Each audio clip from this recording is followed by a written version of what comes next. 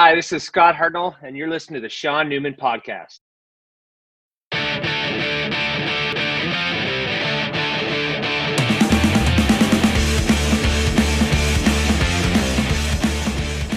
Okay, welcome to the Sean Newman Podcast. Today, I'm joined by a legend, Mr. Scott Hartnell. So thank you for hopping on with me. That's a big word, legend. I'm not sure if I'm legendary status or not. Well, it's crazy. I was saying to a buddy of mine the other day, in the NHL, there's very few characters. And you're definitely a character that is well known throughout the NHL, throughout all of hockey. And I mean that as the best thing. I don't mean it as a bad thing. But in the NHL, lots of people are just they have the hockey player answer, the cookie cutter answer, and your career has been anything but.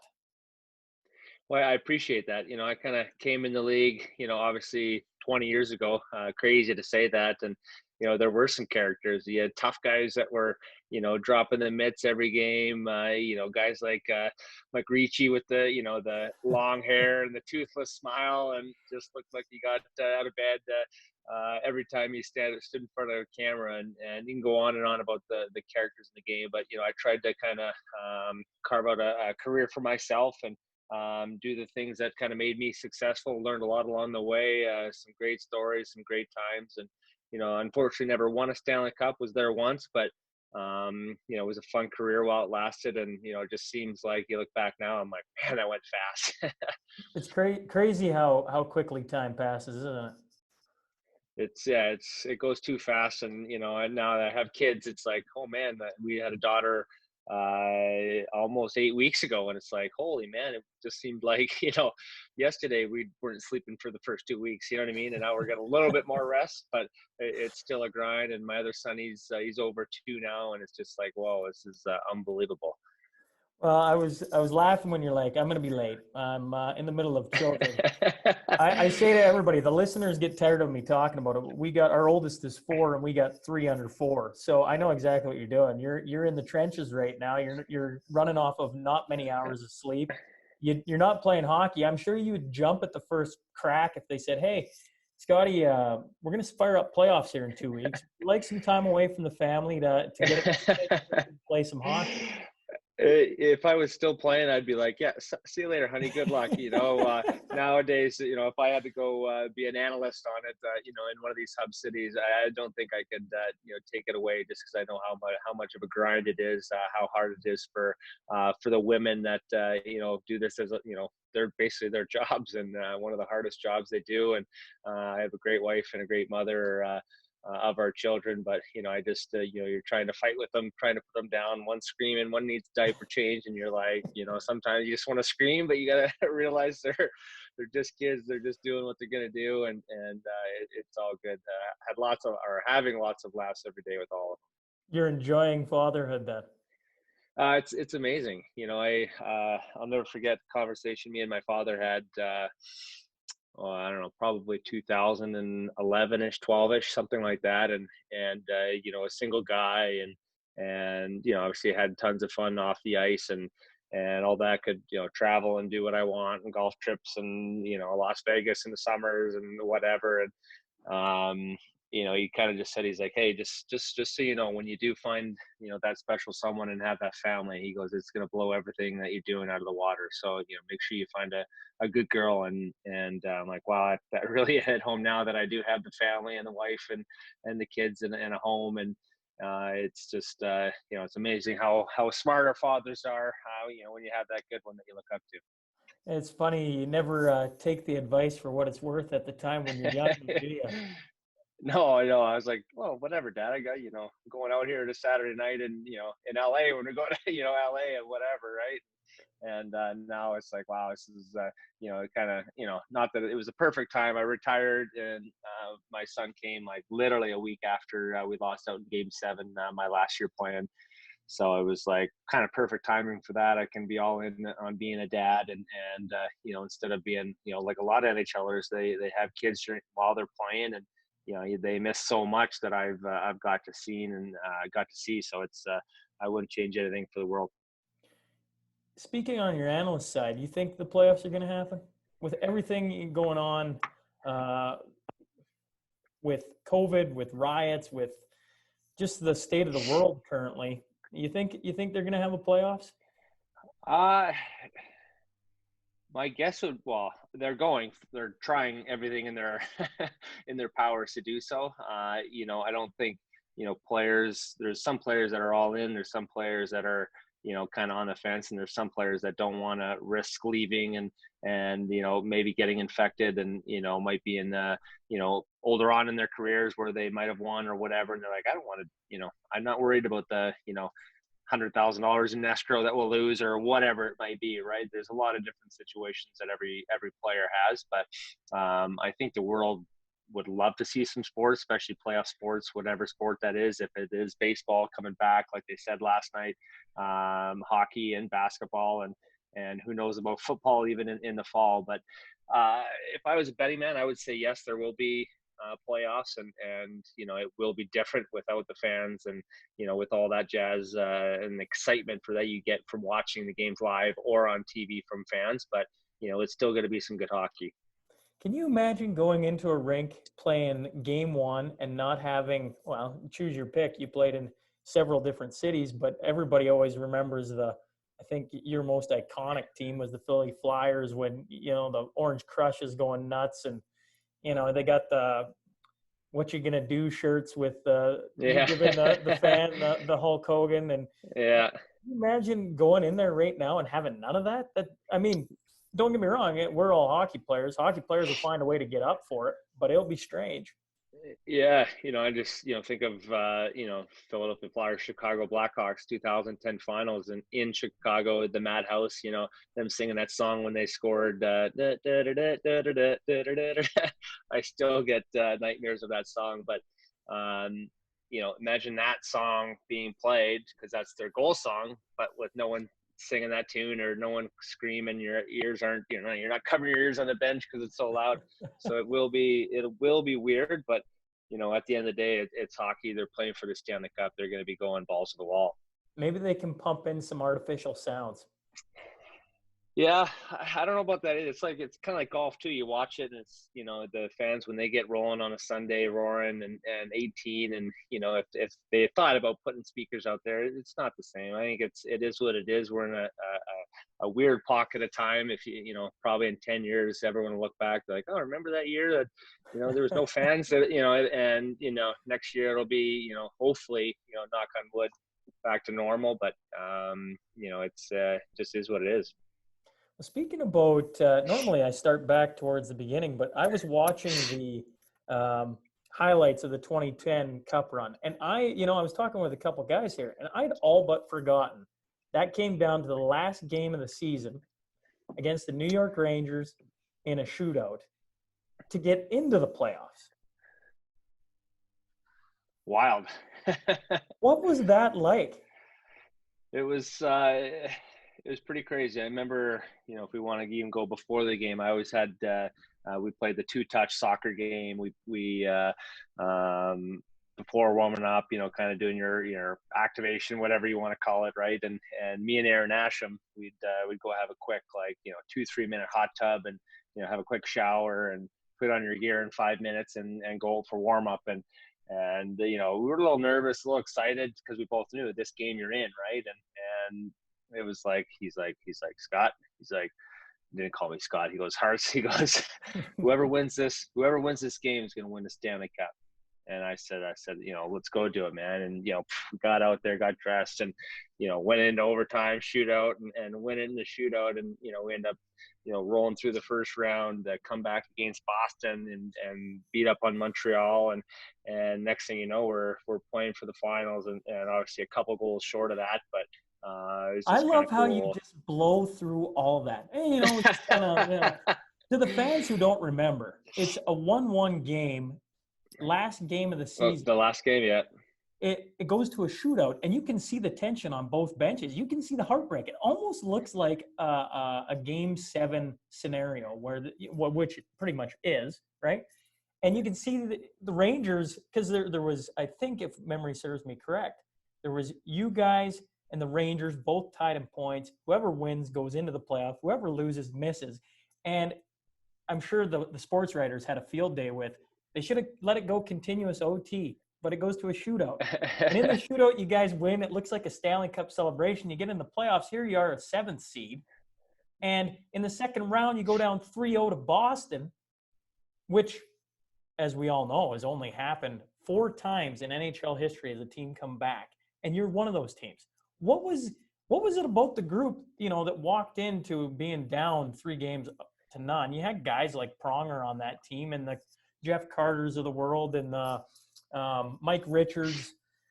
That group. Simone Gagne, Danny Briere, Billy Lano had a great playoffs. James Van Riemsdyk was a rookie there, so I could almost pretty much name all 20 guys that were dressed, and it was wild, because if you go to the beginning of that series, game 1 in Boston, obviously they had home ice. We played a really good game and lost, and we're like, okay, we deserved a better fate, right? You're watching video, blah blah blah. Game 2, we played a really, really good game and lost. And we're like, oh man, like, okay, home ice, we'll get them. Game 3, we played one of our best games of the year and somehow lost. And we're like, boys, like, if we keep playing like this, we're going to win at least 1 game. And if we might win 4 in a row, who knows? But we can only win game 4. And we play even a better game 4. Mark Recchi ties it up with like 30 seconds to go. To send it into overtime, goalie pulled, and we're like, oh my God, this is how our season's going to end. Like, being swept after, the whole last game of the year, game 82 and whatever. And so we end up winning that game in overtime, where now we're just like flying high. We go into Boston, we, kick the crap out of them. We come back home, we win handily again. And then we go in game 7, and our confidence is sky high. Boom, boom, boom. 3 goals to nothing in the first 7 minutes of the game, and we're looking around and we're like, what the hell just happened? We're just letting this all hard work the last week just kind of go down the drain. Laviolette called the timeout. He brought all the guys in. Michael Layton goes, you stop the puck. He's like, boys, we just need 1 goal. 1 goal the rest of this period. We'll make it 3-1. And I guarantee you we're going to come back. And we're like, oh, okay, we got 7 minutes to go or whatever it is. And let's get that goal. And we end up getting 3-1, and came out at a goal and assist in the second period. It was 3-3. And then Simone Gagne had a great, nice shot there on the power play towards the end of the game. And we held on, at the end of the game. They had the full court press on us, but that comeback was pretty amazing. Not only in game 7, but the whole deal in the 7-game series was pretty neat. Yeah, well, and to do it against the Boston Bruins is in the last 10 years, heck, maybe even a little longer than that, they've been one of the premier teams of the NHL. They've really found a way to be competitive every single year. And to be down 3 games to none, well, there's a reason why it only happened 4 times in the history of the NHL. That is a hole to dig yourself out of. It says a lot about the group that you guys had in Philly. Yeah, I think it was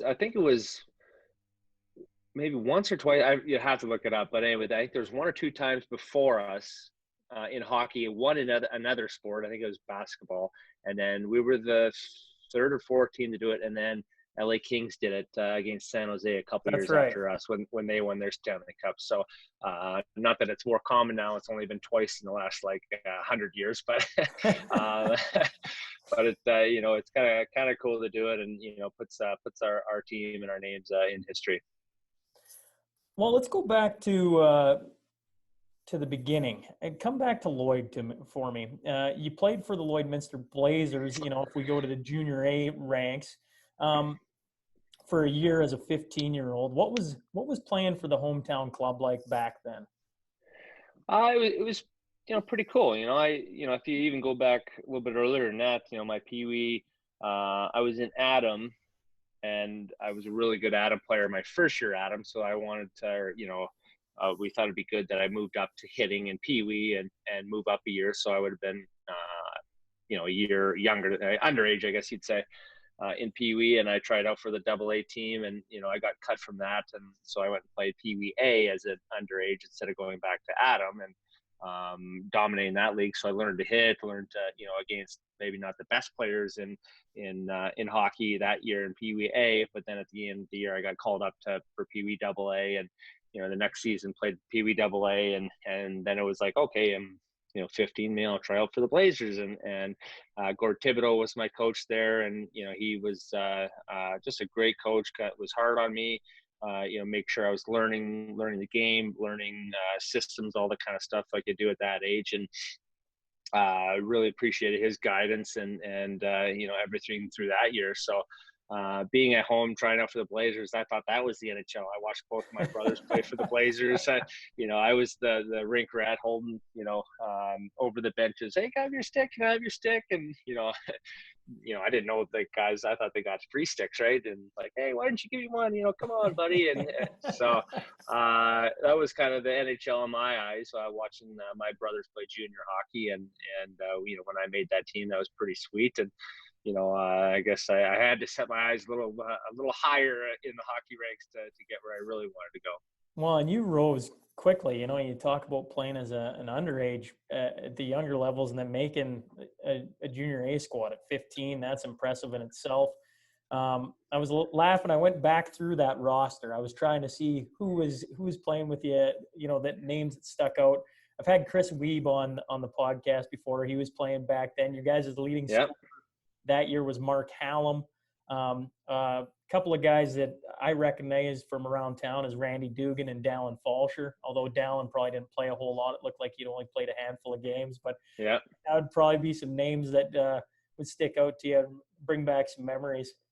Yeah, Ryan Faulkner as well. He was my line mate, me, Chris Wiebe, and Ryan Faulkner, and we got out there. And I'll never forget the first, I think it was maybe 6, 7, 8 games I had probably like 8 or 9 points. I was right up there at the top of the league of scoring, and I'm like, oh my God, this is so easy, And I remember just being like pretty cocky, right? And the next few games had just terrible games. Kind of the high of making the team was gone, and couldn't kind of maybe keep up that pace, and a little cockiness too in there as well. But didn't have a few good games, and Gord Thibodeau sat me for a game, and I was just like, why? I'm like, top, almost top of the team in points now and whatever. And he's like, you're playing like crap. Like, you need to, take a look in the mirror. And I was like, oh, so I, obviously talked to my dad, and he's like, yeah, you're, let things get good to you. And you got to wake it up and get back in the lineup. So next practice, I was, the hardest working guy out in practice, and try to get back in the lineup. And, I did, and things went from there. So. Cool. I was, some of the coaches you've had, even Gord Thibodeau, another guy I've had actually on the podcast, and getting to listen to him and his thoughts and processes. But he's a guy who holds the all-time record for most wins in the AJHL. And so to have him at a young age, and then, into the NHL, like guys like Barry Trotz and all the Peter Laviolette, Laviolette, I can't even spit it out. Yeah. Right, the Cup winners, right? Like those guys have had extensive careers. John Tortorella is another one. I'm sure he was a handful or an interesting. Oh yeah, at least he enjoys dealing with media on a day-to-day basis. That's for sure. Oh yeah. But I mean, you've had some really cool coaches that have been very successful to help kind of guide your career or shape it at least. To be sat as a guy who's, probably at the top of the points on your team right off the hop, that's an interesting way to make sure everybody's pulling in the same direction, isn't it?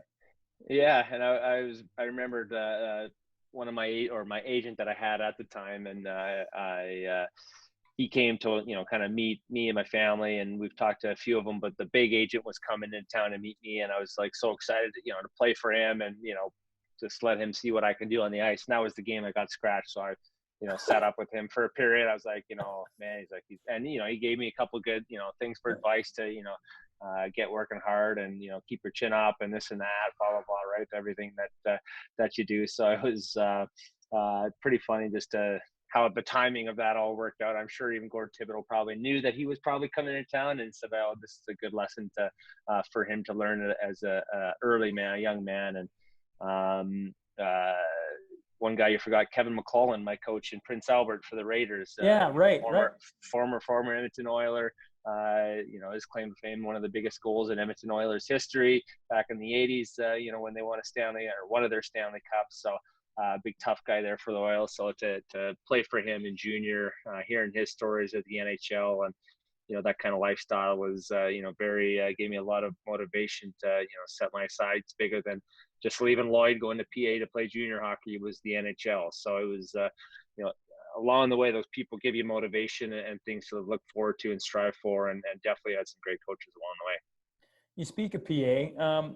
I love to ask guys about the Bantam draft. Bantam draft is like giant now. Heck, the SJHL just did a version, their version of it now, of the Bantam draft. And kids get so excited or beat down if they're selected or not selected in it. Knowing you got selected, I think it was 7th overall by PA back in 1997. Go way back. Uh-oh. Do you remember, was it just a phone call? Were you paying attention to it? Was it a big deal to you? Well, internet wasn't around. I don't think 97, maybe dial-up was, but someone picked up the phone, while you were on the internet, it got cut off. So you had to dial back in, and, it took you a minute or two to dial in. But, I remember fielding some calls from different teams that were, from, number 3 or 4 that were picking to, 8 or 10. And, a couple, I remember one was Prince George, and, I know my dad being a principal and in the education system, and on how long their bus rides were, how much they were on the road. He didn't want me to go to that team just because of education and how probably it would have suffered where, PA was, perfect. It was Saskatchewan schooling. It could transfer back to Lloydminster after the hockey season. So it wasn't that we picked a place to go. It was just, it ended up being a perfect fit for us, and it was close. So mom and dad were almost at every game, and then they were up working, at the schools the next day, both of them. So it ended up being, like I said, the original question, did I field some calls? Yeah, it was, a few calls, but it wasn't until like maybe the next day I got a call from the Raiders general manager saying, yeah, with Scotty, we picked you, our training camps this day, we'll see you, this day, we'll get you a billet lined up. And, that was it. Like, not much talk until you showed up for training camp really in September. So it was just a wild experience, but something that's a lot different today. You fast forward 20 some years, and it's almost a spectacle, and who's who of hockey, and this guy got picked before this guy, and there wasn't that much competition.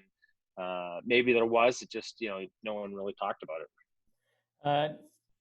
Speaking of PA, did you ever get to experience 2 years ago they make the finals, and the craziness of the fans, which was awesome to see? One of the great and terrible things about social media is sometimes social media can be a little bit much, but sometimes it can show you really cool things. And PA, when they were in the finals, I mean, the fans were like the milk crates and everything else. You got to play there for a couple of years. I know you didn't make the finals, but did you ever get to experience, or what were the fans like back in the day for you in PA? Well, it was, like the NHL to me, right? At the time, you don't really know much different, right? You come from playing junior hockey to the Lloydminster Blazers, and you're traveling around with a bus with your tracksuit on. You're like, this is cool. We're driving 6 hours to Calgary to play the Canucks and the Royals, and and next thing you know, you're driving 24 hours and you're playing Tacoma and Seattle and Portland, and 24 hours back, and then you got to go to school the next day, right? And for our barn, it was 3,000, 3,500 people, and not that we were selling out. The only time I think we sold out was when Jordan Tutu came to town with the Brandon Wheat Kings, and it was just a goddamn madhouse in there. But which was really cool to experience as well. And a funny story about Toots in PA. He was backing up like a defenseman and chipped the puck in, and was kind of going to go around. He wasn't really skating backwards, and then he goes down, submarines me at the knees. I go flying over him. And, then I kind of follow him, and he's like, he's waiting for me to punch him, right? And so finally whistle blows, and I finally pop him, kind of not a brawl, but, everyone's punching each other, and I get 2 minutes, and, man, I think I felt something in my knee, right? I'm like, go back at, after the period or whatever. And sure enough, I had some cartilage torn in my knee and had to get a scope. And this is back in '98. And I'm like, oh man, my career's over, and all this kind of stuff. And so I got the scope done, and a couple of weeks I was fine. And I wanted to get that toots back, so bad. And, then he gets drafted to Nashville, and, ends up being, one of the best guys, and, one of the best men I know in the game, in and out of the game hockey now, both of us now. But just a incredible story that he had. And, it's kind of weird how those things happen. You hate a guy for something they do or something they say on the ice, and then you become teammates with him, and he's like the best man around. So it's kind of funny how the hockey world works. Was it a few tense moments in Nashville when he first walked in the dressing room, where you're like, you remember me, big fella? Oh yeah, I still bring it up to him. In the summers we're having a good time, and you guys get around. A lot of hockey guys in Kelowna. We tell the stories and things like that. It's one of my favorite stories to tell about Toots. How about the draft day? The draft that year, I kind of had all but forgotten was in Calgary, so it was nice and close for you. At the time, I assume you're going to go in the first round. I assume that you're heading down there. You probably got all your family. You're excited. Did you have any idea you were going in the top 10? The Central Scouting rankings were out there. I think I was rated 5, so I knew I was probably going to go high. And so we showed up, I think, a couple days early before the draft day to do the pre-draft meetings with teams. They run you around in hotels, and you're talking to talked a few times with Columbus Blue Jackets. They drafted 4th. Islanders, I had one meeting. They drafted 1st and 5th. A few other teams, but teams that were probably below 10, they didn't really need to, or they probably figured I was going to be picked before then. So it was just a half a dozen or so teams that I ended up talking to for the majority of the part. And it was right during graduation too for us, grad of 2000, and that was kind of a big deal back then. And I think I left the all-nighter. You're supposed to stay all night till 7 a.m. and drink and party with your friends, right? And my dad was the chaperone, and he goes, okay, you can stay till like 1:30, then we got to go because you got to get a couple hours sleep. We're driving to Calgary for the draft. I was so mad at him, but I was like, I get it. So to skedaddle out of them, missed a couple days of the whole 6-7 So what you're day saying thing. is you may have been hungover for the actual draft day. No. This was a couple days before, so I had those the meetings and stuff. But yeah, it was just kind of a wild few days. You look back and how nervous you were. And one of my funniest stories of my career, not even hockey wise, but I'm sitting in I just got out of a Nashville Predator meeting, with David Boyle and Barry Trotz and 6 or 8 of the scouting staff or whatever. Half hour 45 meeting, and my agent's there, and we shuffled down a few doors down, and Columbus Blue Jackets are there, and they were drafted 4th. And this is like my third meeting with them, and had a couple meetings already with Nashville, so I knew it was maybe one of those 2 teams, right? And this one was with the psychologist of the team and the general manager. So there's only three people in there, 2 psychologists and I think it was Riseborough, I think. Anyway, GM of Columbus at the time. And so we go in there, and they're just like, what? And this is one of their questions. And this is after a few kind of weird questions, right? So my mind's kind of all over the place. I'm like, what are they going to ask next? And so like, how would it feel to put on our uniform? And I'm talking to the Blue Jackets staff, and they're like, how would it feel to put on our uniform and that opening night of the season? And I said, oh man, it would feel so awesome to put on a Nashville Predator uniform, and I'm looking at them and, kind of do that to put on, like, pretend I'm putting on the jersey, and I'm like, oh shucks, I'm in the wrong team. And I'm like, just kidding, guys, blah, blah, blah, and they all started laughing. So I thought I played this off perfectly. I'm like, oh, I'm so funny, like, witty, blah, blah, blah. And so the shake your hands or whatever. And one of the psychologists walks me out. He goes, you kind of screwed up there. You didn't really mean to make that joke, did you, about the jersey? And I said, no. And he goes, I knew it. And I was like, oh, all right. You knew exactly what I was thinking, what I was going to say next. And So it was pretty funny at the time. I, had a good couple laughs with the family after that one. I expect, the guys, Rick DiPietro goes first that year, which I'm not positive on how many goalies went first overall, but it is very few. Danny Heatley, a few others in there. But when your name finally gets called, that had to have been an exciting moment, and I assume you were excited to go to Nashville. Yeah, very excited. I remember when I said I was ranked fifth by Central Scouting. So when the Islanders came up for their second pick in that draft, it was, all the cameras came around us. We're sitting front row in the stands. Me, my mom and dad, brothers, sister, aunties, uncles. Had a bunch of family there, and New York Islanders would like to select with the fifth overall draft in the 2000 entry draft on.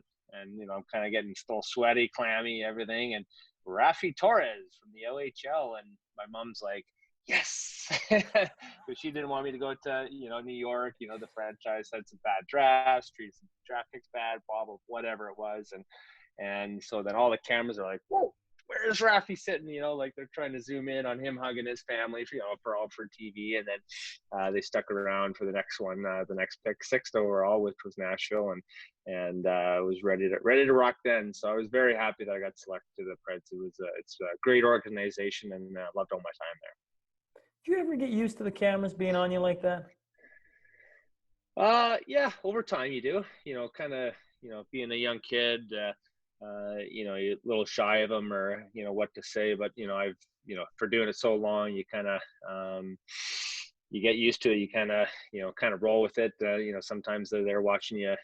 They're right in your face, and you're tying your skates right before you get out there for a puck drop, and they're right there, and you're trying not to smile, and guys are chirping you and trying to make you smile, but you're trying to put on the game face. And so I didn't even try and hide it. I was like, hi mom, all that kind of stuff. During. It's almost unbelievable how much access media gets to you guys as soon as you get to the rink. So you gotta have a strong mental game, man, to be able to deal with having a camera right in your face all the way up, because all the way up to that point, I would assume, you get in the dressing room and it's kind of like, okay, it's business. There's nothing, or maybe it wasn't. I don't know. What is it from your perspective? Yeah, well, I'm kind of a jokester, prankster, and like to have fun. And I thought, you talk about characters of the game. It was, for me, I kind of kept things loose, whether it was a joke or a prank, or something funny on the ice at practice, and just to keep things fun, right? We're still playing a game at the end of the day. Yeah, we're getting paid, millions of bucks to put the puck in the net and go on streaks and get in the playoffs, but it's you got to have fun out there at the end of the day. And whether that be playing kickball before practices or games, or cutting somebody's laces, and they're scrambling to get in, and they rip their lace, and it's 3 minutes to go to practice, and they show up a minute late, and coach gives it to them, and everyone's in on the prank, right? So it makes them sweat a little bit, but everyone's having a good time. So whatever it is, I always tried to have fun every day I was at the rink, and definitely a lot of laughs. I don't know if courtesy of me or at me, or however you want to put it, but it was a fun career to have. Well, now you got me interested. What's the best prank then you've done on somebody? When I got it was in Philadelphia, and I was one of the rookies was just a few down from me, and kind of planned it where I had my lace would break or whatever. I'm like, oh man, I might run out of time, and he was already standing up. I'm like, yeah. I'm like, hey Willie, do you mind going asking Nasty, one of the trainers, for a left lace? Right. And it's my left skate that broke. And as everyone knows, there's not a right or left to your skate laces, right? So he runs out of there, and he's like, Nasty. He's like, do you have a left lace for Scott, for Hearts? He just broke a left lace for Hearts. And everyone's just like dying laughing. And he's like, what are you laughing at? And everyone's like, a left lace, really? He's like, oh, Hearts, you idiot. He's like, screw you, right? So that was a pretty good one. Not like a huge prank, but something that we got a good crack out of. What's the best prank that's been pulled on you then, when you were the young kid?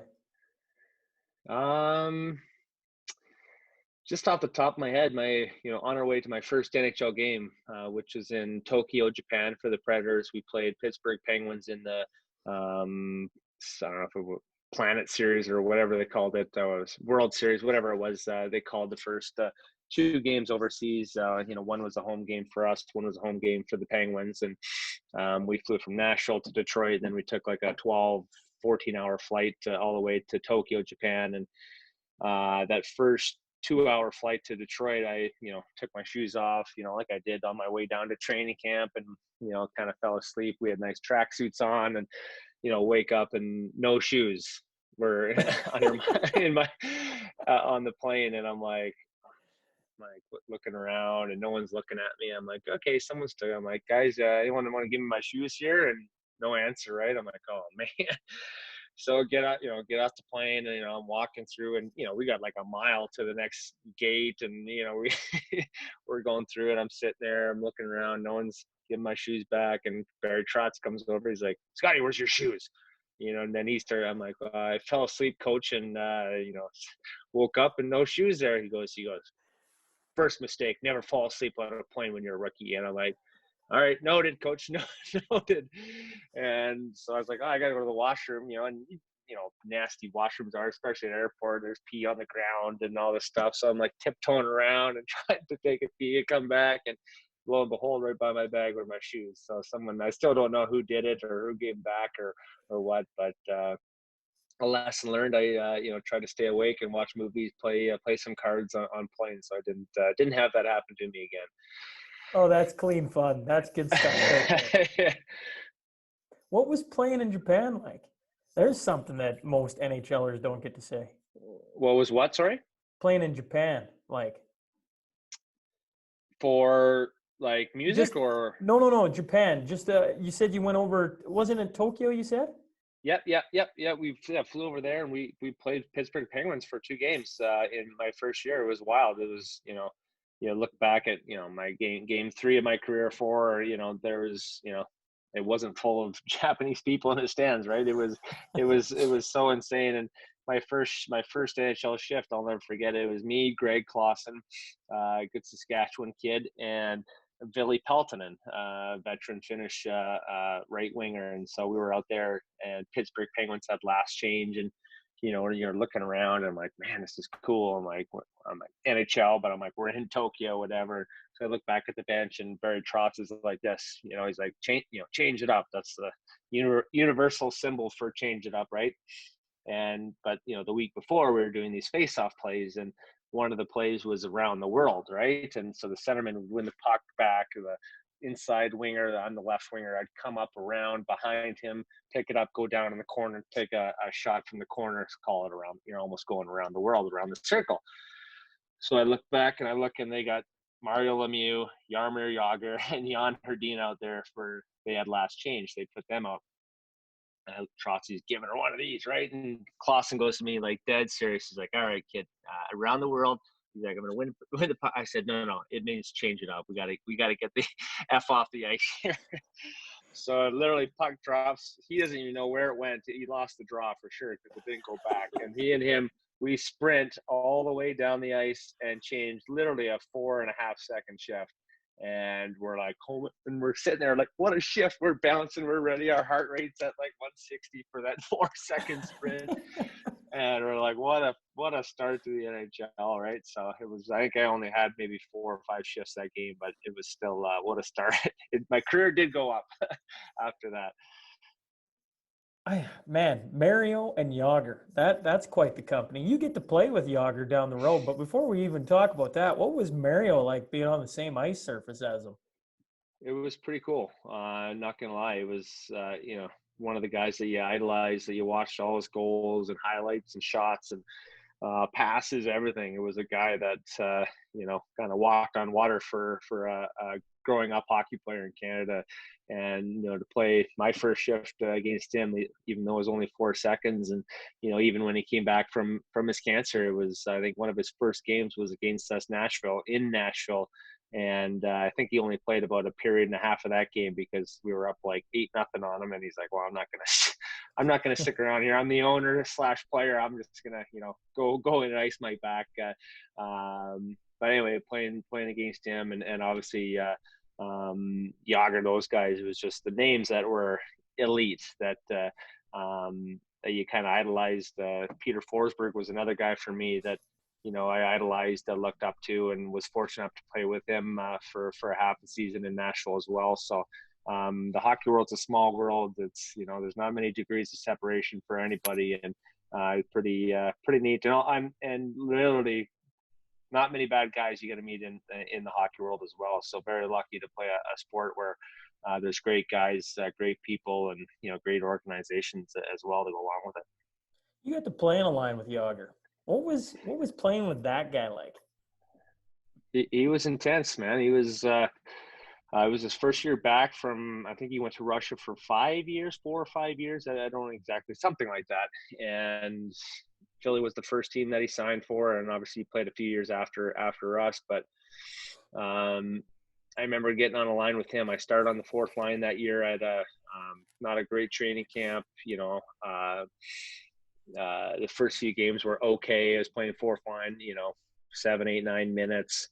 And then, kind of like, so our team, and Laviolette gave me a chance with Giroux and Jagr. I'm like, okay, I got one game to, this is going to save my season and, whatever. Right. And played so good with these guys. We were, felt like we played together for years. Right.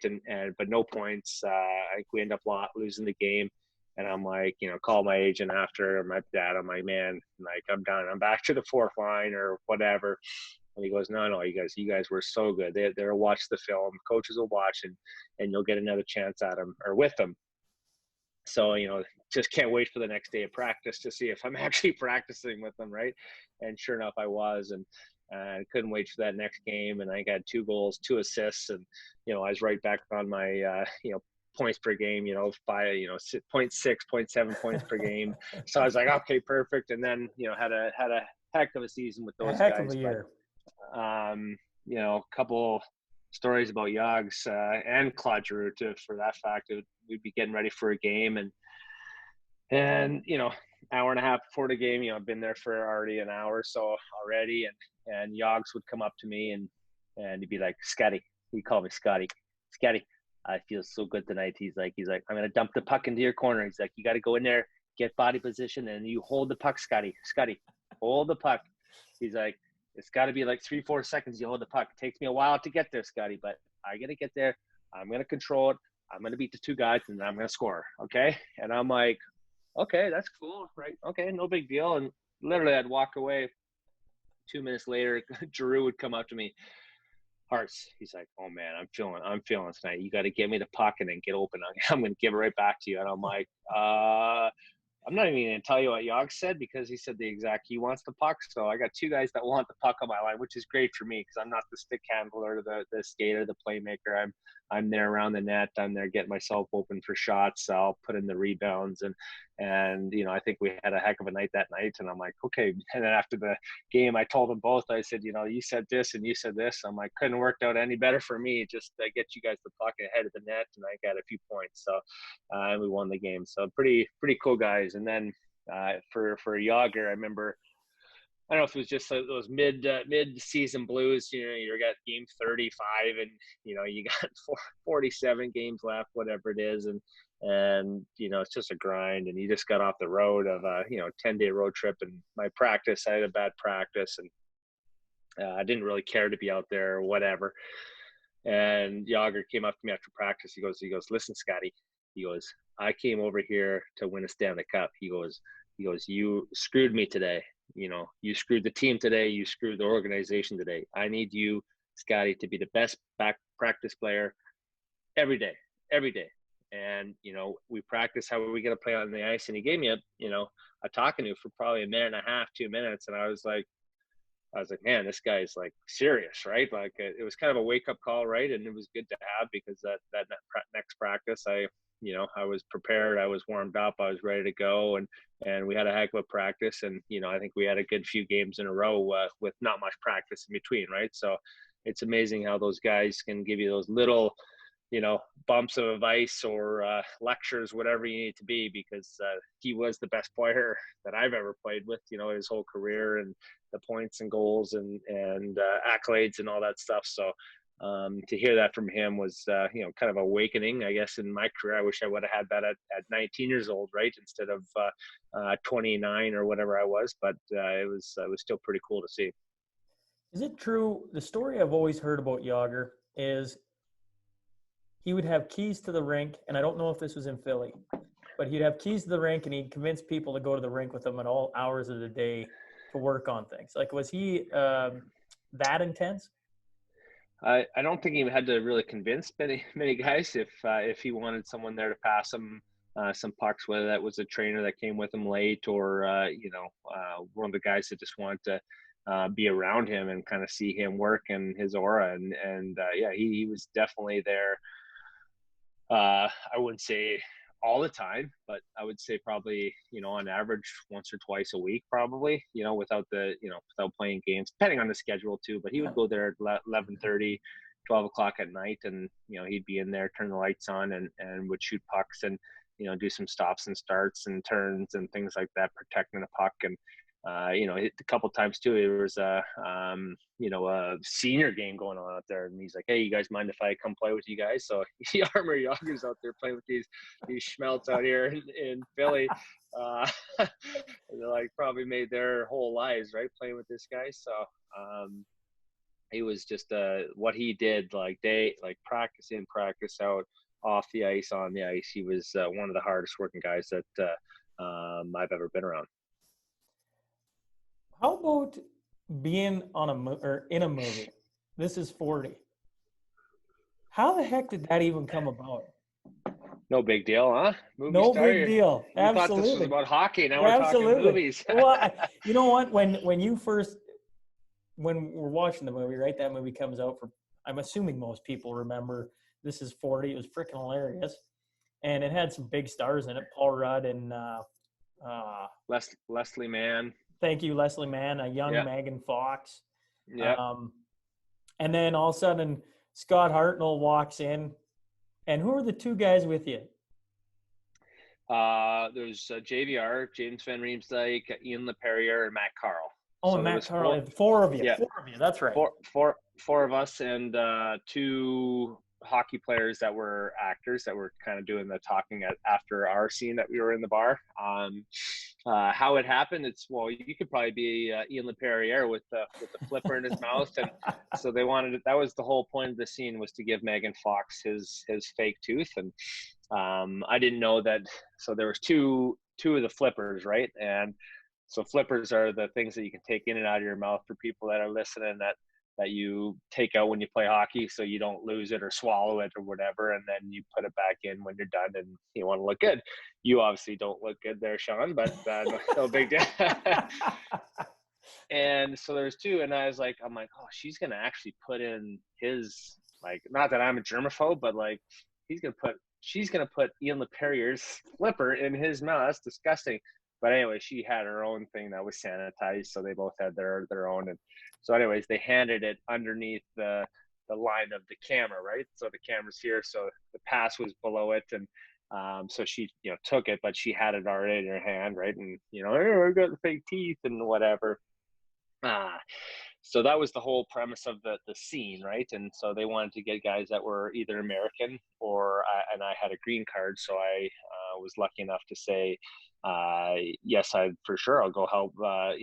Judd Apatow movie. This is going to be awesome. And Leslie Mann couldn't have been great. Megan Fox, she was not the nicest person in the world. I'm not going to say anything bad about her, but she was just there for all business. No, just trying to be nice and make conversation. She didn't even want to say hi to any of us guys. And but it was a cool experience. We were there from 6 a.m. till almost midnight at night. It was like one of my longest days of my life, just because you were there in a suit at 6 a.m., dressed up like we're, after a game, like the whole scene, says.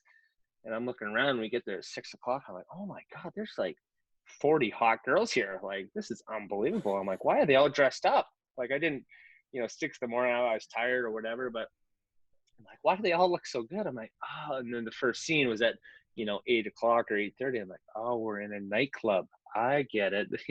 They can't be wearing their pajamas at 6 in the morning. So just the whole way that they filmed it, and I didn't really know much about movie making or anything, but just to see it firsthand and to be a part of it, and still get the residual checks from Universal NBC Studios. Every couple months I get a check for about $20, but they're nothing, I guess. So You're getting residual checks from Universal still for that movie?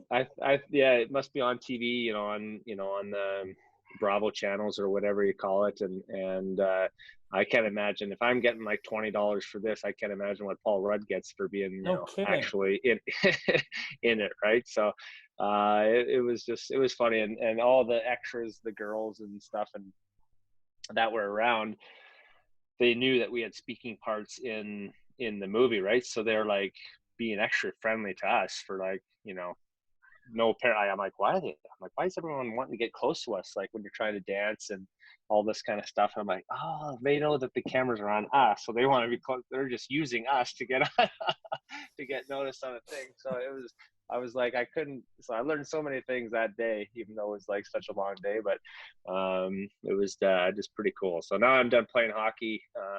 Maybe try and get a little bit more of that. Just kidding. Just kidding. Did you go around afterwards? Scott Hartnell, I'm an actor. Okay, yeah, when it came out, I did for sure. It was during the lockout as well, in 2012 or 13, and so the movie premiere was in December. So I had nothing to do. I'm like, yeah, I'll go out first. So flew out to LA, and we did the whole red carpet, us hockey guys, and sat in the big Oriental premiere movie theater where they have the premieres, and we're sitting there and looking around. There's stars from all these other movies there watching, and I'm like, wow, this is pretty neat. This is better than being a hockey player for a night, right? So had a blast, and it was just seeing my mug on the big screen. You kind of get in that movie mode, and you kind of forget why you're there watching. And it's like they go down the stairs and into this club. I started to sweat. I was like, oh my god. I'm like, I haven't seen it yet either. Didn't see the final. I don't know if we're on there for 20 seconds or 40 seconds, 3 minutes. I had no idea. I think it's just over a minute. I think that we're all on there, but like to see my face, I think I was the first guy. Oh yeah, we played for the Philadelphia Flyers, and my hair's out to here, and I'm like, oh god. Once you got back playing, hockey again, were you getting razzed through the league for that? Did anybody No, throw out anything? no, I'm probably more jealousy than anything. Like, Well, how do you guys and I do mean that? How that. do you I guys? mean that. Yeah. But nobody commented. Nobody walked by and I seen you in the latest. Nothing. Well, what's the weirdest part. I was on a flight somewhere, maybe at right when it's getting released, but it wasn't released yet. And this couple right beside me, I'm on the aisle, and they're in the middle and window seat, and they have their iPad out, and they start watching this movie, and I'm like, looking like this, like, oh, I wonder what they're watching there. And no shit, it was This Is 40, and I was like, oh, I wonder if they're gonna notice me, right? So now I'm watching the movie, like, and they're like moving it away, like, like, don't watch me. And anyway, they watched the whole movie and didn't say anything to me. So I'm like, I guess I didn't leave an impression.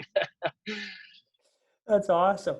One of the things that you're probably known for now the most, which is funny, you probably think it's hilarious, is Hartnell Down. I mean, the what's come out of it has been amazing, and the kids' book and everything else, and what your foundation has been able to do. But how it starts is a pretty comical story. I'm sure you get asked to talk about it a lot of time, but maybe you could share with the listeners how Hartnell Down comes about and what it's now doing.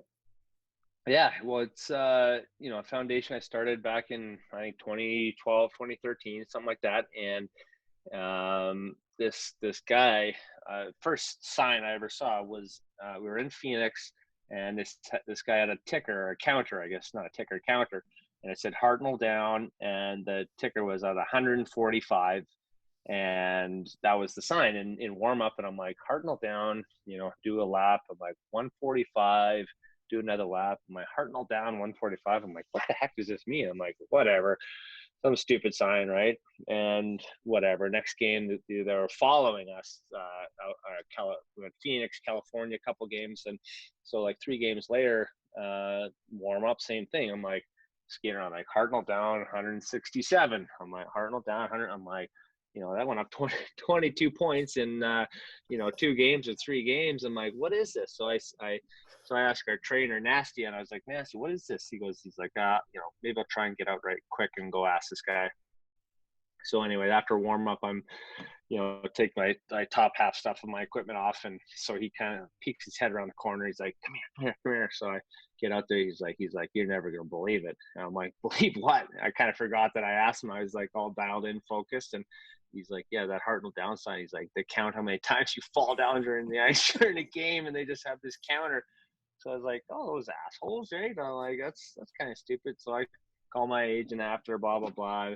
And he couldn't stop laughing. And so his wife thought of an idea like, hey, let's, make some shirts and sell them online. And, if we sell 150 shirts, we'll just give the money away. So, started, I don't even think she started the web. She had to have, started the website, hartnelldown.com.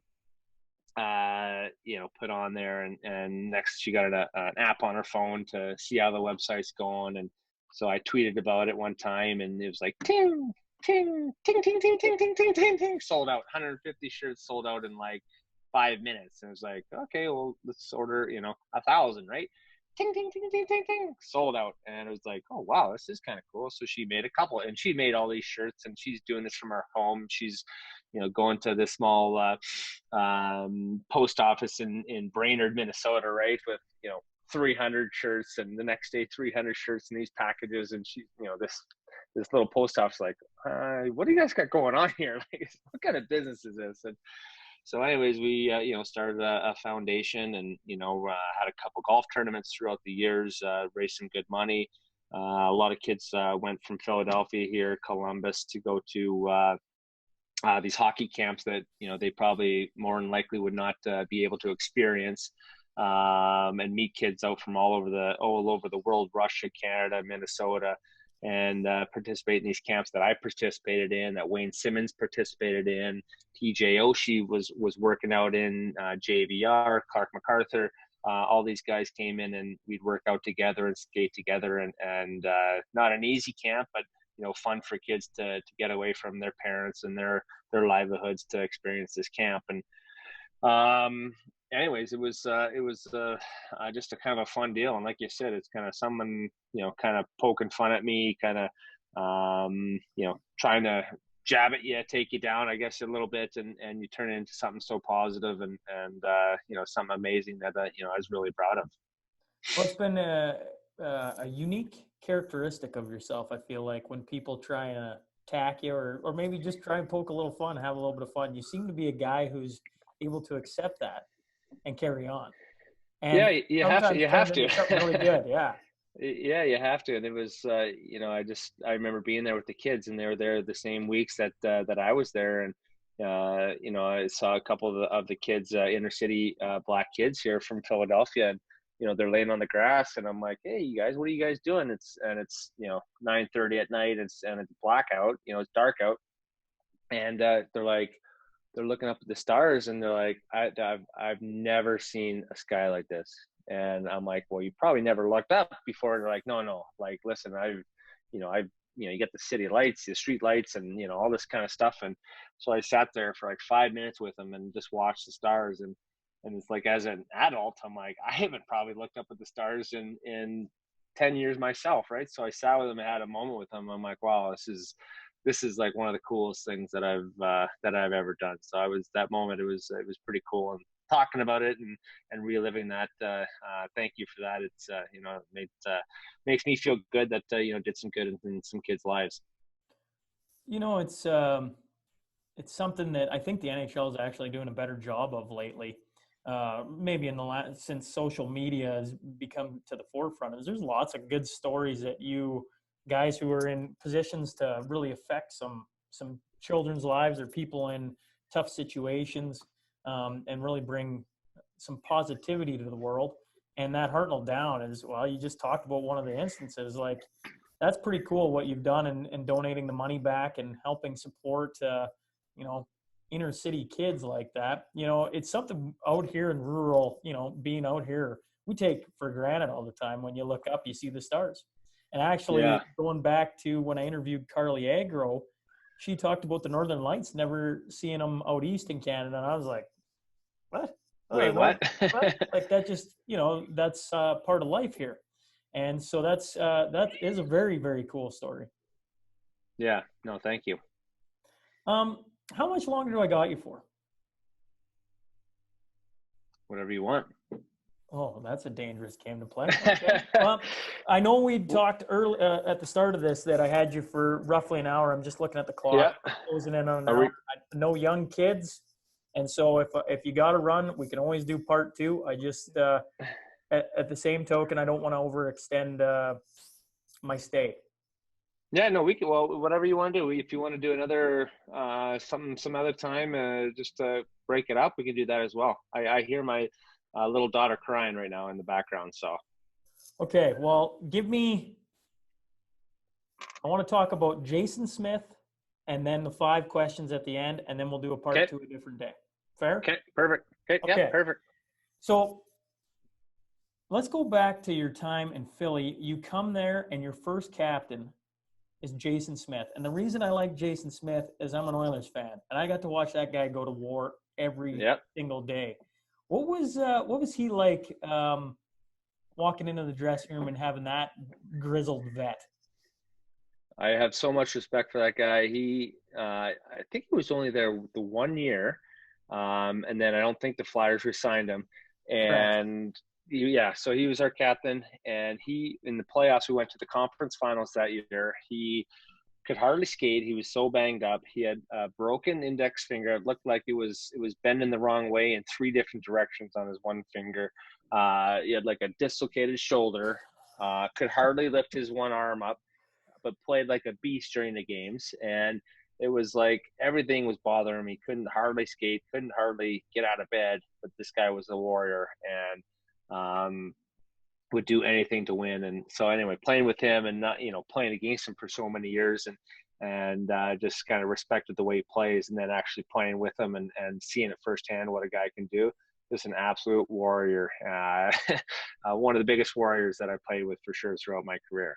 Yeah, the reason I bring him up is as a kid, watching the Edmonton Oilers back before the Connor McDavid years and the Taylor Halls and all that, they were a very blue-collar team. And he was the captain, I think, for, I want to say 4 or 5 years. And then he went to Philly for 1 year and wore the C for 1 year and then left. And so that just, to me, speaks to his leadership capability to be walk into a new room, never have any ties to that organization, and be handed the C. And then, like you say, to just go to war and just do everything. I mean, he was not a pretty player. He wasn't this superstar elite. He was an absolute beast on the ice. Yeah, he was, I guess, an old school defenseman, in somewhat of the new era times. He obviously wasn't playing against Connor McDavid. He would probably roast him, and Gator would be the guy to admit that he would just fly by him. But off the glass and out, taking care of your goaltender, clearing out the front of the net, and did it with a smile because he loved just being a mean SOB out there, and I have a lot of respect for him and how he played the game. Had a heck of a career doing it. So he was, like I said, it was like how, watching him practice, during the playoffs, and I'm like, why are you even out here? Like, just save yourself for the game. It was like, you don't need to practice. And he's like, no. He's like, I got to be out here. Like, that was just like, wow, this is a guy that, I need to strive to be like too, to be a warrior like. And when I had the bumps and bruises, I always kind of remember that story about him, how he just did it every practice, every day he was out there.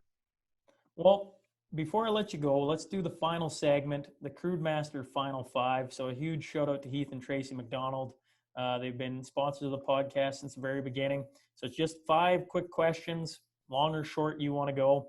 Okay. What's the best lesson you've learned to this point over your entire NHL career?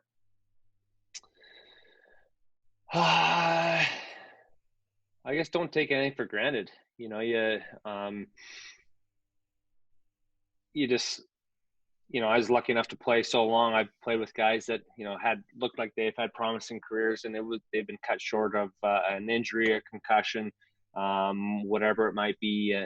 Sometimes it's just not right fit for them, and they get traded, and next thing you know, they're out of the league. So one thing I never took for granted in my career, and always put in the work, and always made sure you don't cut any bridges either. Because the hockey world's a small world, and it comes full circle. And when I left Nashville, I never thought that I'd be back in Nashville at the end of my career for one last year. And Mr. Poyle, who would have thought that he still would have been the GM 10 years later, and he was. But to have those relationships, I had when I was there, sure paid off, towards the end of my career. Who was the coach in Nashville when you went back? Peter Laviolette. So Yeah, I had him in Philly, and then he was a big reason why they signed me there for one last season. That must have been a cool send off to go back to where it all began. Yeah, it was cool. The city changed so much. It's bigger. It's the honky tonks are bigger. Everything is bigger and better, and the condo buildings and the hotels, and it's just such a destination for people across the world to come and listen to the best music, country music, and have a good time, right? It's but when I played there in 2000 to 2006, it was just a kind of a hidden gem that you went there barely ever, right? But now it's just a destination, and there's just so much good energy in that town. What's one type of music or song that got the boys going before a game? Oh boy, that's a tough question.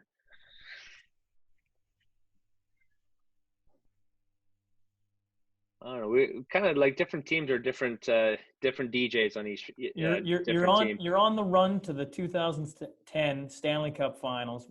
What is the jam that gets stuck where everybody's that's the song, or that's? I'd have to look at my phone. I have some playlists from kind of that era, so it'd be something rap, I think, for sure. I'm not sure if it was Snoop Dogg or Dr. Dre or something, but I'll say the rap tunes. Okay. If you could hop back on a line, what line mates would you take tomorrow? Well, probably my best season, Claude Giroux and Jaromir Jagr. That's probably a no-brainer. They were so much fun to play with. The playmaking ability, the unselfishness they had with the puck. I think we all worked together. I was kind of the grit with those guys, and I think we had a great. I wish Jagr would have came back for another year just to see if we could have done it again. But I love playing with them, and that's so much fun. Through this, I've heard you talk about your father an awful lot. If you could walk into a house party, and in it is your father, but in it is also your father from 5 years previous his age, all the way back to when he's 20. What part of your father would you want to sit down and have a beer with? Oh gosh. Probably maybe in his 30s, 40s. So maybe 30 year ago, Bill Hartnell, just when he had young kids, like I have young kids now. If I came from two brothers and a sister, just to see how he dealt with it all. Some days are more trying than others, but just to see how he handled it all, and see how I just obviously can't remember when you're young what your father did with you, but just to see if I'm doing the same things that he did for me, because I think I turned out all right, and I just want my little man and my little daughter to be the same thing. Final one. If you could bring one guy, you were a guy who was traded a couple times in your career. If you could have had anyone come with you in a trade, who would you want to have been? Well, I did actually. Nashville to Philadelphia. Kimmo Timonen, and yeah, he's my neighbor across the street. He was the best man in my wedding, and just one heck of a guy, a great family, and a friend that I'll have forever. There's only a few guys, well, maybe more than a few guys that you'd consider forever friends, even though I've played with hundreds and hundreds of guys. There's a handful of guys that you keep in touch with, that you talk to, that you care about, that not that if you didn't see them if I didn't see David Legwand, for example, I played with him my first 6 years. If I saw him tomorrow, I'd be like, hey man, how you doing? It'd be like a long weekend away, right? But there's some guys that you make the effort to keep in touch, to see how their families are, and make sure you always kind of have that contact. So Kimo would be one of them. Cool. For sure. Well, I really appreciate you sitting down with me. Yep. We're definitely going to have to do part 2 because there's so much more I want to dig into, but really do appreciate you hopping on with me, Scott, and enjoy parenting. Thank you very much. I appreciate it. Hey folks, thanks again for joining us today. If you just stumbled on the show and like what you hear, please click subscribe. Remember, every Monday and Wednesday, a new guest will be sitting down to share their story. The Sean Newman Podcast is available for free on Apple, Spotify, YouTube, and wherever else you find your podcast fix. Until next time.